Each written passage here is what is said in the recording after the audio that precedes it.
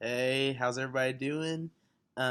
It's Coach Hodge, and anyway, just want to get on here and communicate with you guys a little bit. I just drank water and got a drop of water on my shirt, and so that was really bad timing. So don't stare at it. Although now that I said something, you're gonna stare at it. And the glare on my glasses is not good. So forgive me for that. But anyways, guys, we have we have a week left of school. Man, it's hard to believe. Um, and I really want to encourage you guys to finish strong. Okay, finish strong and do your best to stay on top of homework, stay on top of getting things turned in, catching up on missing work if you have it. Um, it'll just be you'll finish well. It'll help your teachers out, help your parents out, and anyways, I miss you guys. It's a bummer that we had to finish the year like we did, but I know the Lord is that God is in control, and He has things for us to learn, and we've learned a lot. Um, and so, anyways, we just finished chapter 13, or fixing to finish chapter 13, and I just thought this was an awesome chapter, and I just wanted to make some comments about it.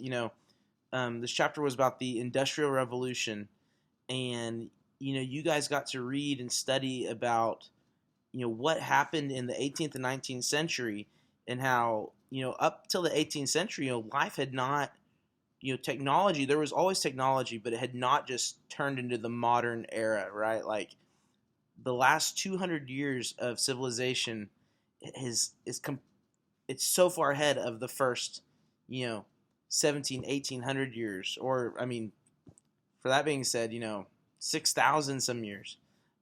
So much has happened in the last 200 years, and it's thanks to the Industrial Revolution. Inventions and people coming up with ways to do things better, more efficiently, and at a bigger scale.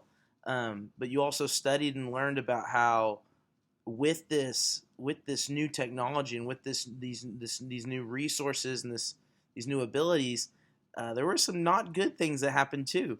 There was a lot of injustice, a lot of, well, like we talked about the living conditions, like people moving to the cities, and then cities too crowded and couldn't take care of all the people, and sanitation and the pollution and all that, and talked about how children that worked, the child workers, um, you know, where they made laws that eventually they, thankfully they made laws that kids under 10 couldn't work. But I mean, 10 years old, man, that's still so crazy to think that that's how things were. Um, and and then we learned about injustices. We learned about a lot of rough times during the Industrial Revolution, but we also learned about good things. We learned about the Great Awakening, right? And although um, there was a lot of not good, God took something that wasn't good and turned it to work it around for His glory, right? And we learned about George Whitefield and John Wesley, and those are men that God used back then that we're still talking about today. Um, and then we talked about in the section 3 about slavery, and it's awesome to think that there's all these inventions and the ability to harvest huge amounts um, of crops such as cotton, right? But the way people went about to find help to harvest that, to do it, was sad and horrible. The idea that men and women and children from Africa were sold by African kings into slavery and brought to the Americas, uh, and it's awful. I can't imagine the opposite, right? Someone capturing me and selling me into slavery. Um, but I think it's important that we learn about it, and I was glad that we got to touch on that in this chapter, because it just shows you how man the extent of sin that man can commit outside of God. That we need Christ to change our hearts and to make us more like Him, because God calls us to place others first. God calls us to consider others greater than ourselves, and without Christ, we'll do the opposite. We'll consider ourselves the best. We will put ourselves first. We will not sacrifice our lives, but we'll sacrifice others for our gain. And we see that with slavery.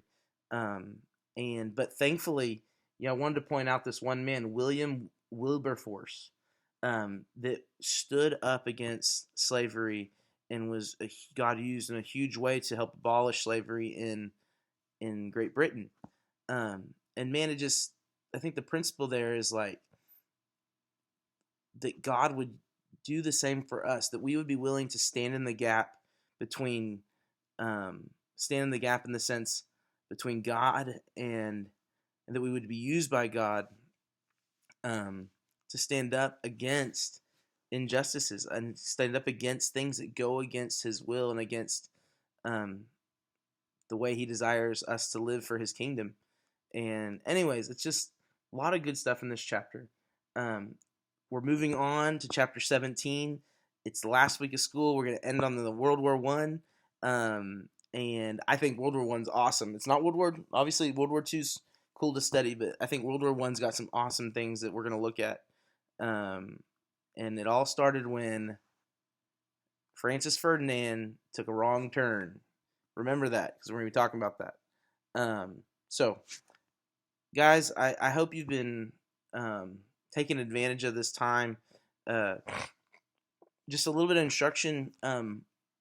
Next week we're going to study chapter 17, World War I, and then I'm gonna give you guys some essay questions. I'm gonna give you a test grade on those questions, and we're gonna finish up basically the year with a small essay over, and I'll give you all the questions beforehand to think about, probably about 200 words, and I'll give you a test grade for that.